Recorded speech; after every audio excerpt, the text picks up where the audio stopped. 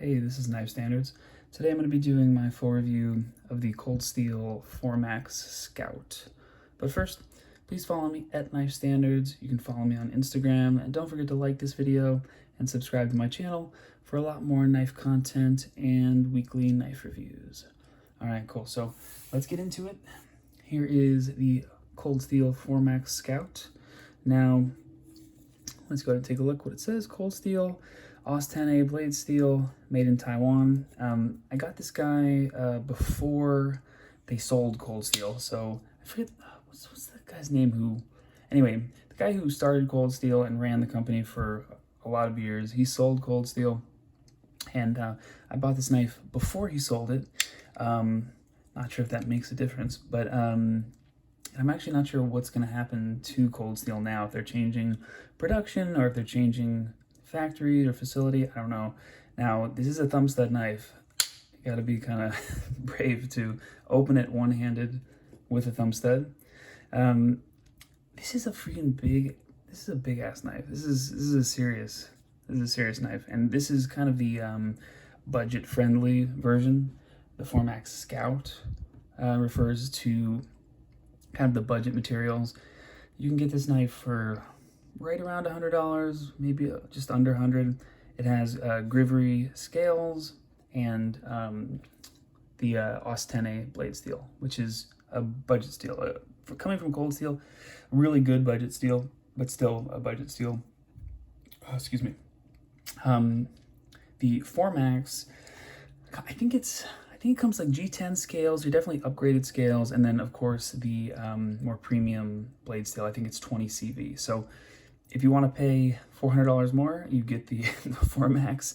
If you don't care about the 20 CV and you don't mind getting your hands chewed up on the Grivery, then get the 4max Scout. But no, I think that this is worth it. This is worth $100 for sure. I don't know if I would pay 400 plus or whatever it is for the 4max, for the regular one, kind of the upgraded version. Not really too excited to pay that much money for basically the same knife, just upgraded materials. Now, it is a backlock. This is Andrew Demko.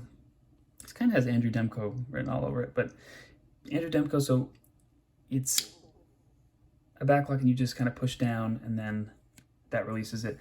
If you have this knife, or if you get this knife, I would definitely recommend opening it with two hands, although I do like to do it slow and controlled with the thumb stud with one hand. But for sure, if I'm going to close it, I am pushing down the backlock, getting my hands out of the way, then closing it. Because if you look, I mean, boom, this is, the backlock kind of pulls it spring shut, almost like a, you know, kind of how it is on like Benchmades, where kind of for the axis lock, kind of snaps shut. So you gotta be careful. It is a chunky knife. Now, obviously this is like a serious heavy use knife, and you can definitely do some crazy stuff with it. The kind of one of its claim to fames or whatever is this backlock on this knife I think it's like 600 pounds. It can support 600 pounds without breaking, without the lock coming undone or malfunctioning, which is, I don't know who would need 600 pounds of force with a pocket knife, with a folding knife, but if you want to put it to the test, they did some tests already, 600 pounds, so that's pretty crazy. Let's go ahead and get into some size comparisons so you can see how freaking giant this knife is. Let's go with the Wee Sakshi. Oh my gosh. Let's go with the other Andrew Demko knife. Let's get it out of the pouch. Let's go with the 80-20.5, which is comparable, but again, this guy is tiny compared to the 4max Scout. Although you can see similarities in the design, in the handle shape. This little finger notch, it's cut out. And then this kind of half, I guess it's it's a finger twirl. I mean, very similar on both knives. So you can kind of get your finger almost to the blade up close and not cut myself, and it'll give you a lot more control. So same thing on both knives. That's probably the most comfortable position for this knife, at least for my hand. And then you have the the wee sock sheet that is just kind of chilling there. But let's go ahead and move these down, and let's get them measured. So I'll start up top. We got just about 3 inches for the blade on the sock sheet, about 7.25 overall.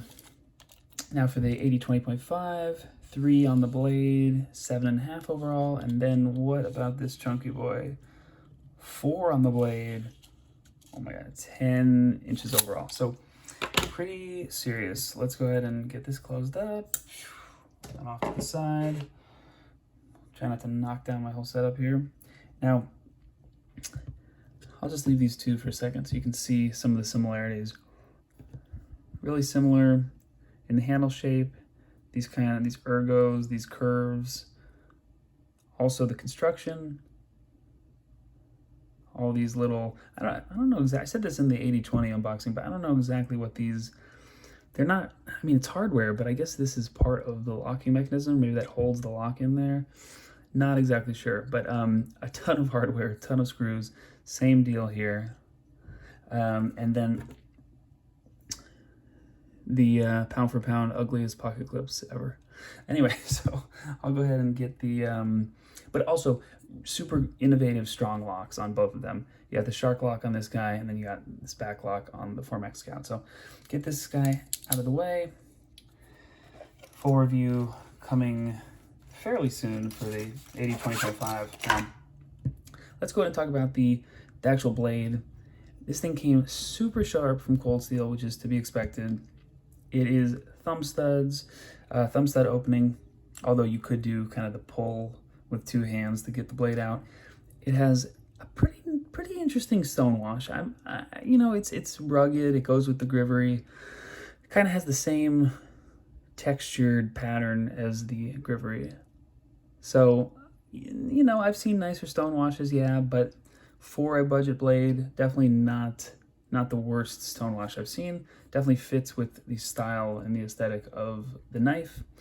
And now, if you look at the grind on the blade, first glance, you think, oh, compound grind, hollow grind right here. But if you actually feel it, this is a flat grind. To the best of my abilities, this is a flat ground knife. You have the flat of the blade here, but then this is also flat. I don't feel any hollow here. So you have a swedge up top, but I would call this a flat grind. So very interesting. As far as ergos go, the design of the knife, the shape of the handle, feels great. This feels awesome. This feels even better when I choke up with the finger choil. The only thing is, this Grivery is so damn uncomfortable and gritty, and it's literally like sandpaper. So I don't mind, you know, like this jimping doesn't bother me, not sharp at all.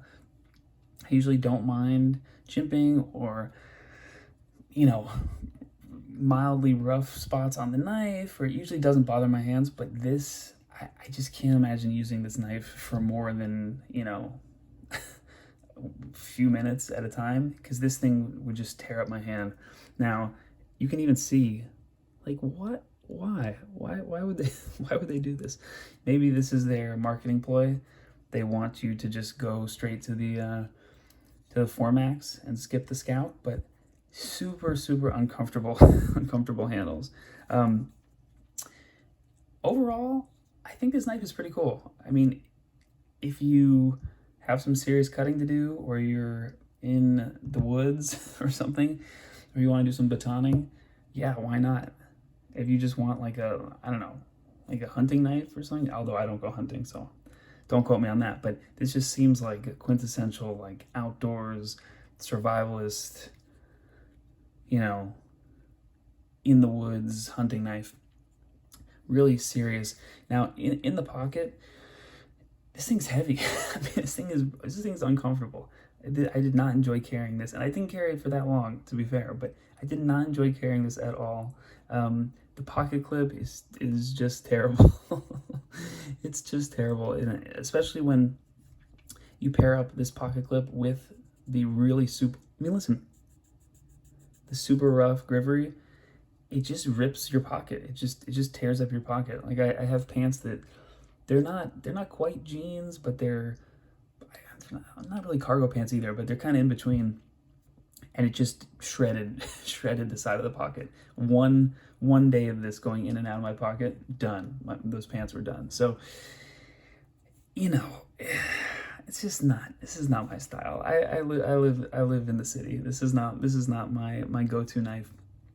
Now, would I carry it on my belt? Maybe in like a sheath, or you know, clip it to my belt. Sure, if I was camping. I forgot to say camping. This is like also the quintessential camping knife. I would love to take this thing camping. Am I going to carry it for, you know, EDC it? Definitely not. Overall, very cool knife. Good design. I would much rather have the Formax Scout than the Formax. I don't need to spend $400+ on this. For $100 or less, definitely you get a lot of knife for the money. Is it EDC friendly? Not even close. Is the Grivery gonna tear up your hand? Yes, unless you have serious like man hands, you know, like hams for hands or whatever. You have sandpaper hands already, then yes, this is gonna tear up your hands.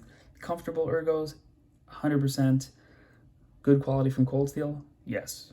Every Cold Steel knife that I've had so far has been excellent qualities, and this is no different. So, solid knife. Is it for me? Hell no.